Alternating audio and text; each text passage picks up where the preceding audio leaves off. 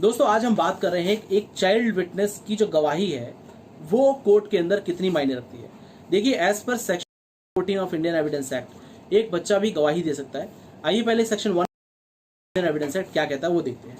ये कहता है all person shall be competent to testify unless the court considers that they are prevented from understanding the question put to them or from giving rational answers to those questions by the tender years, extreme old age, disease, whether of body or mind, or any other cause of the same kind. Explanation: a lunatic is not incompetent to testify unless he is prevented by his lunacy from understanding the questions put to him and giving rational answers to them. तो यानी कि सबसे पहला जो सवाल का answer है कि एक बच्चा जो है गवाही दे सकता है बशर्ते उस बच्चे की इंटेलेक्चुअल कैपेसिटी होनी चाहिए उस सवाल को समझने की और उस सवाल का रैशनल आंसर देने की।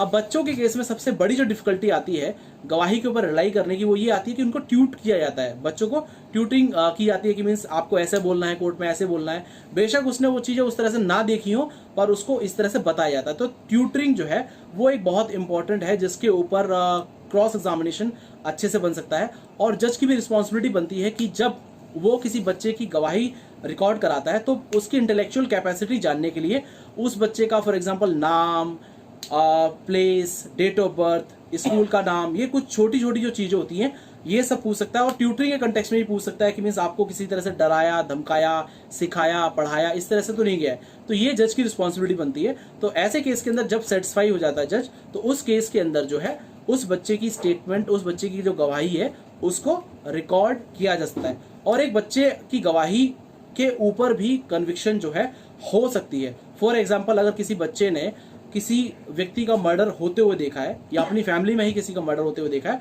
और वो बच्चे सारी चीज़ें उस हिसाब से बता रहा है जिस हिसाब से उसने देखी हैं और उसमें जरा सा भी थोड़ा बहुत भी इधर उधर दाएं बाएं नहीं है, तो उस केस के अंदर जो है उस बच्चे की जो टेस्टिमनी है उसके ऊपर रिलाई करके जो कोर्ट है उसके ऊपर आगे प्रोसीड कर सकती है। बशर्ते थोड़ा सा कॉरोबरेट करने पड़ेंगे सारे एविडेंसेस की, मीन्स जिस हिसाब से बच्चे ने अपनी गवाही दी है वो सारी जो चीज़ें हैं उससे कॉरोबरेट कर रही हैं या नहीं कर रही हैं। तो ये सारी चीज़ें बेसिकली देखने वाली होती है।